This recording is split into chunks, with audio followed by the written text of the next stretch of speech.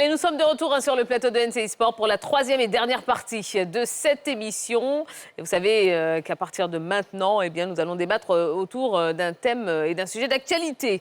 Le mercredi 9 septembre dernier, au Caire, la Confédération africaine de football a procédé au tirage au sort des éliminatoires du championnat d'Afrique des Nations, le CHAN 2024, dont les phases finales se joueront du 1er au 28 février 2025 au Kenya, en Ouganda et en Tanzanie. Alors, à quelques jours du début des qualifications, quels éléphants pour cet autre rendez-vous continental réservé aux footballeurs évoluant dans un club de leur pays? Eh bien, mesdames et messieurs, on ouvre le débat.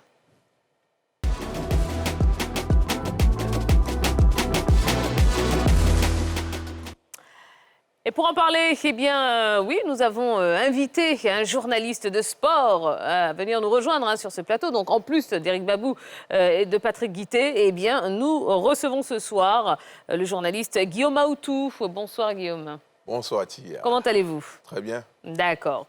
Alors, messieurs, on y va. Donc, à coup d'idée, bien évidemment. C'est un débat. Donc, c'est parti. Alors, à quelques jours du début du premier tour des éliminatoires du CHAN, pourquoi les éléphants locaux n'ont pas encore de sélectionneur? Guillaume Aoutou. Oui, déjà, moi, je pense que sur la question, il faudra demander au président de la Fédération ivoirienne de football. La dernière fois, je crois bien, lorsque les éléphants étaient à Monrovia pour jouer contre la Sierra Leone, je crois qu'il a eu une rencontre avec les journalistes où il a laissé entendre que le mandat ou le contrat du sélectionneur qui était là, Idara Swalio, était arrivé à expiration, donc ça n'a pas été reconduit. Mais que toutes ces sélections sont sous la responsabilité du sélectionneur national des A, M. Emerse Faye. Après, moi, ça ne me pose pas de problème. Le problème qui se pose, c'est à quand les premiers regroupements? Parce qu'on se souvient qu'à l'époque, c'est Dussuyer, en 2016, qui avait donc conduit l'équipe de la Côte d'Ivoire, des locaux, au Rwanda. On avait fini 3e. Et puis, si ma mémoire est bonne, en 2018, je pense que c'est Kamara Ibrahim qui avait fait la même chose au Maroc. Voilà. Et donc, moi, ça ne me pose pas de problème. Si c'est M. Emerse Faye qui doit conduire la sélection, ça ne me pose pas de problème. Après, peut-être il faut aller plus vite que ça, parce que les éliminatoires vont arriver dans très longtemps. Éric Babou, vous, ça ne vous pose pas de problème voilà, on est à quelques jours quand même du début de ces éliminatoires. Toujours pas de sélectionneur. Nous sommes en novembre. En décembre. Nous sommes en octobre, pratiquement. Alors, 1er février, ça commence. Je me dis qu'il y a encore un peu de temps. Et surtout qu'on sait que ces joueurs-là sont en activité. Les championnats se déroulent. Ils sont pas... le 1er février, ce sont les phases finales, attention. Oui. C'est en décembre en décembre 2024 qu'il y a le match coupéré, en tout cas, la confrontation avec le Burkina Faso. Mais je dis que ces joueurs-là sont déjà en activité. Les championnats ont repris un peu partout. Ces joueurs-là jouent déjà. Donc, c'est aussi une forme de mise en forme. C'est pas dire que... C'est pas seulement les regroupements qui permettent. C'est la compétition qui permet à un joueur d'être aussi performant. Et là, ils sont en pleine compétition. Le championnat vient de commencer, ça fait déjà 5 journées. Et derrière, je pense qu'il a dit, le président de la fédération, il est en train de prendre les dispositions pour peut-être bientôt, il va nommer un entraîneur qui va peut-être faire commencer les regroupements. D'accord. Oui, Patrick Guité. Oui, moi, je suis un tout petit peu gêné. Gêné par rapport au regroupement, tout simplement, parce que c'est vrai qu'il y a la compétition qui permet aux joueurs d'avoir le rythme, mais il y a les regroupements qui permettent d'avoir des automatismes, d'installer une équipe, et ça permet également de donner le cap. Parce que quand vous ne vous entraînez pas, quand vous n'avez pas beaucoup de temps de préparation, c'est compliqué de demander à un entraîneur de faire des résultats avec des joueurs, avec une équipe qu'il a constituée en 2-3 jours. On l'a toujours dénoncé, cette manière de faire. Mais aujourd'hui, ça ne va pas changer. Et puis maintenant, Emerse, c'est sûr que... Parce que ce que le président de la fédération a dit également, c'est que Emerse devait choisir un de ses adjoints, en tout cas un entraîneur qui serait un adjoint, qui allait prendre la tête donc, de cette équipe-là. On annonce un nom, Ndri Kofi Romaric, qui depuis n'a pas encore pris fonction. Et même si c'est pas officiel. Non, c'est pas encore officiel. C'est ce que je dis. On n'a pas parlé de prise de fonction. Non, je dis qu'on annonce et on a quand même quelques sources qui nous disent que cette place a été préparée depuis bien longtemps et c'est parce que Aïdara Swalio était sous contrat que les choses ne se sont pas mises en place. Donc, il faut qu'il y ait quand même un responsable de sélection-là Voilà. pour pouvoir débuter la préparation, tout simplement. Guillaume Aoutou, qu'est-ce qui empêchait la fédération de nommer un autre sélectionneur en même temps que tous les autres, finalement? Ben, je pense que la fédération voulait prendre peut-être son temps pour regarder qui a le profil pour l'emploi, je ne sais pas. Mais bon, je suis d'avis avec la question, je vois à peu près, parce qu'on savait que le contrat de M. Aïdara Soyou prenait fin au mois d'août, donc il fallait peut-être anticiper, de sorte qu'il y ait des regroupements, parce que, comme Eric le dit, c'est vrai que la compétition permet aux joueurs d'être en jambes, mais les regroupements permettent aux sélections nationales d'avoir des automatismes. Et c'est de ça qu'il s'agit. Et sinon, si c'est pour la compétition, oui, ils sont en compétition, mais après, il faudra regrouper ceux qui sont susceptibles donc, de faire partie de cette sélection pour un regroupement et leur permettre d'avoir un vécu ensemble, de sorte que quand ils arrivent à la compétition, ce ne soit pas quelque chose où on se cherche la preuve. C'est ça. Et pour aller dans la même veine, Éric Babou, je me retourne vers vous pour rebondir sur ce que vous disiez tout à l'heure. Donc, si on suit votre logique, les compétitions peuvent remplacer les stages ou ont le même impact finalement sur l'équipe que les stages. Écoutez, on parle de sélection. On sélectionne à partir de quoi? Vous les sélectionnez comment s'ils ne jouent pas? Comment vous faites votre sélection? Le championnat, ça fait 5 journées. C'est à partir de là qu'on sélectionne les joueurs, à travers le championnat.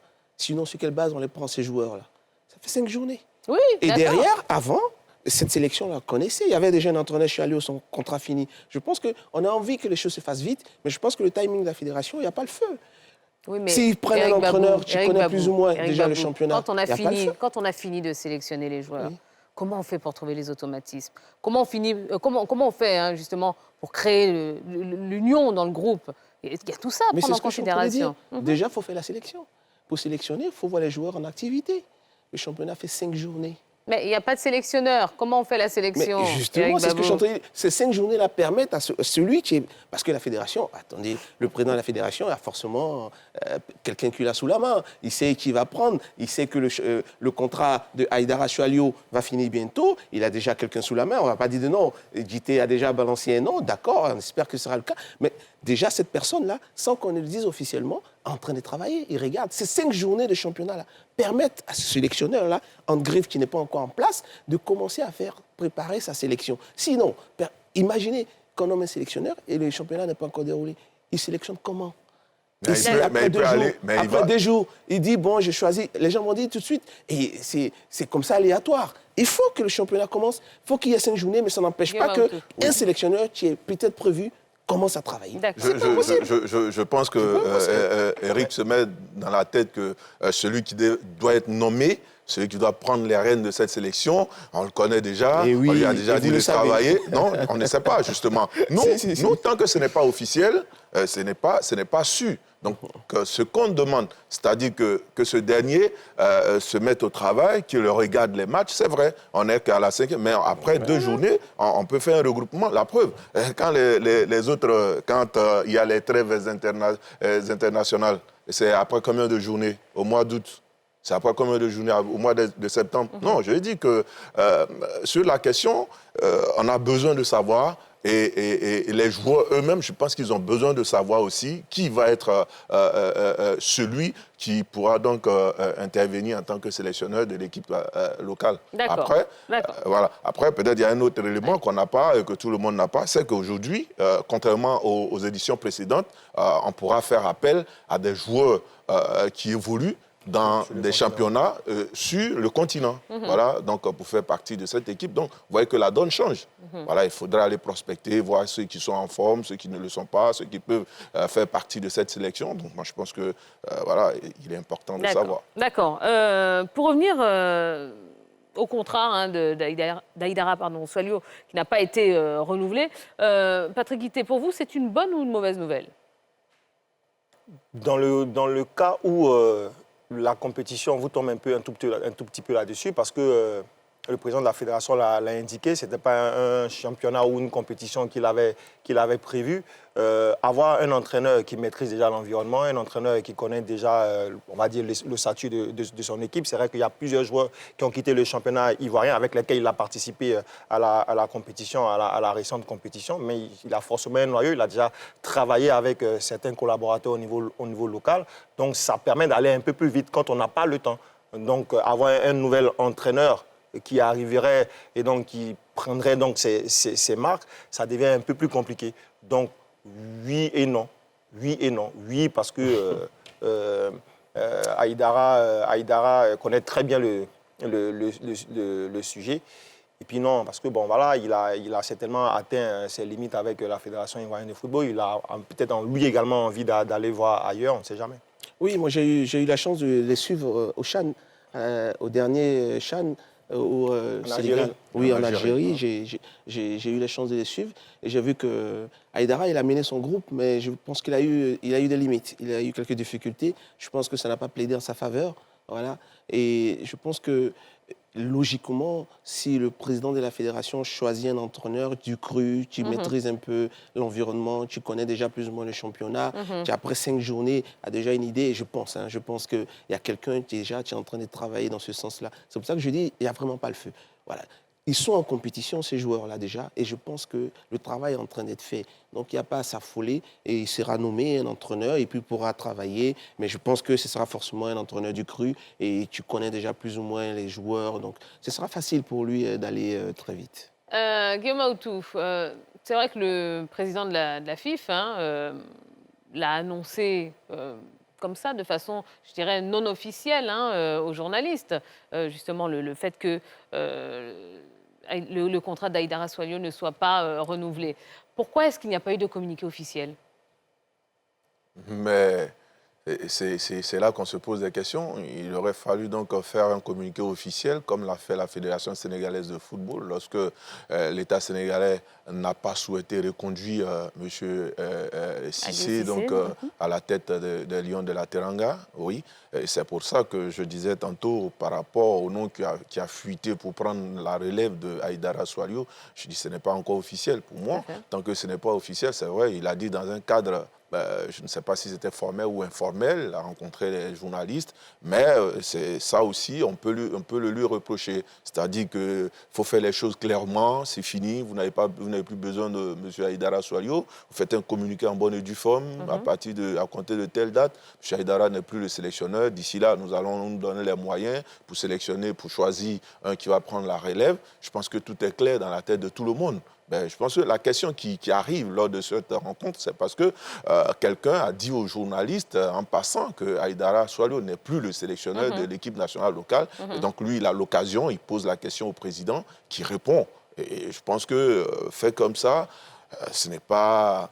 pour l'entraîneur, pour le sélectionneur, je trouve que ce n'est pas assez respectueux pour ce qu'il a apporté. Enfin, je ne sais pas si l'expression est quelque chose, mais je ne trouve pas que ce soit vraiment respectueux pour M. Aïdara Soilio, qui a quand même pendant 10 ans apporté beaucoup au football local en tant que sélectionneur. Donc finalement, quand on regarde le temps qui a été mis, ou qui est mis du moins pour nommer un nouveau sélectionneur, quand on regarde la façon dont la fin du contrat d'Aïdara Soilio a été annoncée, finalement, est-ce que le CHAN fait partie des plans de la fédération? Non, ce n'est pas une priorité. On connaît les priorités de la fédération, on connaît la priorité de la Fédération ivoirienne de football. Ce sont les éléphants A. Et ça, tout le monde s'en plaint, au niveau même de la fédération, au niveau même des sélectionneurs des autres catégories ou bien du football féminin et tout ça. Tout le monde se plaint pour dire que tout est fait, tout est mis en place pour les éléphants A. Et que pour les autres, eh bien, il n'y a pas un cap qui est clair, il n'y a pas une implication particulière donc, des membres de la fédération. Même pour le championnat national, on l'a vu, moi je l'ai constaté, alors que les éléphants étaient de l'autre côté, ils jouaient à San Pedro, tout le monde était là-bas à San Pedro. Ici, il y avait un match, je pense, Isca, pour son premier match, a joué le Racing Club. Il n'y avait même pas un officiel donc, de la fédération, même pour partager les feuilles de match. Donc, c'est pour vous dire que voilà, ce sont des catégories ou des sélections qui sont reléguées au 4e voire 5e plan. Donc voilà, on ne met pas tout en œuvre pour que les choses se fassent comme il se doit. Alors, Éric Babou, est-ce que vous trouvez normal, puisque le constat est clair quand même pour tout le monde, est-ce que vous trouvez normal que le CHAN ne soit pas une priorité de la Fédération ivoirienne de football? Non, je ne sais pas si ce n'est pas une priorité, mais en tout cas, pour ce qu'on constate, je pense qu'on peut faire mieux. Voilà, déjà tout à l'heure, je tenais aussi à dire que je suis entièrement d'accord avec Aoutou quand il disait que ça manquait de tact, sa façon de parler, d'annoncer comme ça que voilà, je pense que ce n'est pas possible. Même si de façon informelle, on vous pose la question, vous n'êtes pas obligé de répondre. Vous n'êtes pas obligé de dire ça, c'est une information qui ne doit pas être dite de la sorte. Je pense que ça manquait de tact et de respect pour tout ce que Chaleur a apporté. Et puis derrière, comme JT l'a dit, le championnat ivoirien, on le sent. Il y a des signes qui ne trompent pas quand vous voyez les éléphants jouer, ou bien les éléphants doivent jouer. Un mois avant, c'est à peine s'ils ne sont pas tous à San Pedro. C'est à peine si chacun n'a pas déménagé pratiquement à San Pedro. Pour dire l'importance, et je ne sais pas si c'est vraiment parce que c'est glamour ou quoi, je ne sais pas pourquoi, mais vous me faites rire. Mais voilà, le comportement qu'ils mettent, l'attitude, le professionnalisme, je dirais, parce que c'est bien fait. Quand ils voient ce qu'ils font autour des éléphants, c'est bien fait. Mais pourquoi ils n'apportent pas cette expertise-là aux autres compétitions, pour ne pas dire aux autres catégories? Il y a un gros problème. Et le championnat national, même quand vous le voyez, on a l'impression qu'ils s'en débarrassent pratiquement. Voilà, et donc, c'est vraiment un gros souci. D'accord. Alors, vous qui disiez au début du débat qu'il n'y avait pas le feu, on a le temps de préparer la compétition, est-ce qu'aujourd'hui, on peut dire que le football local est suffisamment compétitif pour espérer se qualifier pour le prochain CHAN sans une préparation optimale, Éric Babou? Non, il y aura préparation. Moi, c'est ce que je suis en train de dire. Optimale. Voilà, il y aura forcément une préparation parce que déjà, la première préparation pour un sportif, c'est la compétition. Il faut commencer à jouer, il faut être dans la compétition. Mais est-ce que le championnat local est suffisamment compétitif aujourd'hui pour ça? Pour se qualifier pour le CHAN, oui, je pense que c'est possible. Mais après, c'est une autre musique. Parce que quand vous arrivez au CHAN, et comme on l'a vu au dernier CHAN, les compétitions, surtout il y a des championnats un peu plus huppés que le nôtre, où les joueurs ne sont pas tous partis à l'étranger, ils sont là sur place comme la Zambie, l'Ouganda. Ces pays-là partent déjà favoris quand vous arrivez. Mais pour se qualifier, c'est possible. Je pense qu'on a les moyens de se qualifier. Voilà. Donc, ce n'est pas un souci pour moi. Je pense qu'on y arrivera, j'espère en tout cas. Je pense qu'on est maintenant dans la compétition. Là, ce sera une autre musique. D'accord. Même question pour vous, messieurs. Je suis pas totalement d'accord avec Éric. Parce que si on regarde les deux dernières fois, les qualifications ont été très difficiles. Même face au Niger, on se rappelle, en 2018, face au Niger, ça a été très difficile. Et il a fallu aller chercher ce but-là dans les tout derniers instants du match grâce à un pointu de Sila Banfa. Oui, personne n'a dit que ça allait être facile. Et puis on n'a pas dit que ça allait être facile. Ah mais oui, parce que... on était qualifiés. Oui, mais j'ai dit qu'on sera qualifiés. Oui, mais quand tu dis on va se qualifier, face au Burkina également, il a fallu aller chercher cette qualification au tir au but. Et donc je dis que ce n'est pas évident, contrairement à ce qu'on peut penser, parce que on a ceci de particulier, nous les Ivoiriens, on pense que le football se joue seulement en Côte d'Ivoire et que les autres ne font rien. Non, mais aujourd'hui, non, je ne parle pas de toi en tant que tel. Je dis aujourd'hui, tous les pays essaient de travailler dans ce sens. Aujourd'hui, qui est le sélectionneur du Burkina Faso? Traoré, c'est lui qui était le sélectionneur de l'équipe locale. Voilà, qui nous a donné du fil à retordre. Donc, ça veut dire ce que ça veut dire. Et on tombe sur le Burkina Faso. Je pense qu'il faut faire très attention. Il ne faut pas penser que ça va être facile. Il faut se préparer si on veut aller à cette compétition. C'est vrai, en 2020, on avait un coup à jouer. Malheureusement, en quart de finale, on tombe sur le pays hôte pour une compétition comme ça, absolument. Ce n'est pas évident de tomber. Rouge injustifié. Parce qu'il y avait un carton rouge pour l'Algérie. Il fallait donc, l'arbitre avait besoin d'équilibrer. Et donc, à Toula, bon, voilà, on ne va pas refaire le match. Mais je dis que pour se qualifier, il faudrait se donner les moyens d'y arriver. Et je pense que ce n'est pas évident. Il faut se préparer. Et parce que le Burkina aussi a déjà commencé à se préparer, comme le Sénégal, comme le Cameroun, comme le Niger, comme la Guinée. Alors, vous avez ces équipes-là, c'est vrai, qui ont appris également au même moment la tenue donc, de cette compétition, qui sont en train de se préparer, qui ont déjà sorti des listes. Nous, on dit qu'il n'y a pas le feu, mais c'est vrai que le Burkina, aujourd'hui, au plan local, fabrique énormément de bons joueurs, de très, très bons joueurs d'ailleurs, qui sont présents au-delà de la maîtrise collective ou de la qualité technique que les uns et les autres peuvent avoir, mais dans l'impact, et c'est ce qui nous manque forcément au niveau de la Côte d'Ivoire, l'impact physique. Et je pense que c'est à ce niveau-là qu'il va falloir travailler, mais véritablement très vite, au-delà, donc, comme j'ai dit, de la maîtrise collective. Sinon, on risque de se faire surprendre, peut-être ici à Abidjan, à Abidjan ou à l'intérieur du pays, à Bouaké, pourquoi pas, parce que je sens que les deux matchs vont se jouer ici, étant donné que le Burkina n'a pas de terrain homologué. Pardon? Les matchs c'est en décembre. En décembre. Voilà. Vous voyez, nous sommes là aujourd'hui, en octobre. Le championnat vient de commencer, ça fait 5 journées. Vous comprenez? Nous sommes en octobre. Ça veut dire que nous avons tout le mois de novembre pour pouvoir préparer. Et déjà, comme je vous dis, si ces garçons étaient à la maison, on allait s'inquiéter. Mais ces garçons viennent de reprendre la compétition. La même Coupe d'Afrique même vient de commencer. Avec les joueurs locaux, la SEC est rentrée en compétition, le Stade est rentré en compétition, RCA... Il n'y avait pas encore de match de championnat. Longtemps avant. Oui, non, je dis que maintenant, c'est lancé. Je parle de... Je dis que tout ça est lancé. Oui. Ça participe à la préparation de nos joueurs, déjà. Et donc, maintenant... On a le temps d'avoir un sélectionneur qui, je pense, même a déjà commencé à préparer sa liste et qui va prendre en un mois. Mais après, il n'aura pas un mois pour préparer les éliminatoires. Ça sera certainement peut-être 3 ou 4 jours, comme avec les A. Ça va passer un mois. Vous savez, le dernier Chan, on était un peu dans le même profil. Le championnat se jouait. Ils ont même utilisé le championnat pour que les joueurs se préparent. Et il y a eu des stages comme ça entrecoupés. Ben voilà. Et ça participe, je vous dis que ça participe à la formation des joueurs. C'est ce qu'on aurait souhaité. Mais je vous dis que ça peut se faire maintenant, il n'est pas tard. On a encore un bon mois où les joueurs sont déjà en compétition, les Coupes africaines ont commencé, et puis derrière, il y aura des stages qui peuvent se faire, et puis maintenant, il peut faire sa sélection. Parce que je vous dis, pour faire une sélection, il faut voir les joueurs en activité. S'ils n'ont pas encore commencé à jouer, c'est difficile de faire une sélection. Ce sera une sélection subjective, et c'est pas bon. Pour pouvoir faire une sélection, il faut un sélectionneur. Absolument. S'il n'y a pas de sélectionneur, c'est compliqué. Mais tu vous as dit qu'il n'y a pas de sélectionneur? Il y a une sélection qui s'appelle comment? Ah, mais attendez, vous allez voir. Vous avez l'air d'être bien informé. Oui, parce que, attendez, c'est tellement logique. Attendez, vous allez voir. D'accord, très bien. Allez, dernière question, messieurs. Et là, je vais donner 10 secondes à chacun d'entre vous. Quand on regarde un petit peu tout ce qui se passe, quand on regarde... Ouais, 10 secondes, c'est quoi? Quand on regarde un petit peu ce qui se passe, quand on regarde l'environnement dans lequel on est aujourd'hui pour préparer cette compétition, le Chan 2024, à votre avis, est-ce que la Côte d'Ivoire va se qualifier? Je souhaite que la Côte d'Ivoire se qualifie. Non, je n'ai pas demandé. Je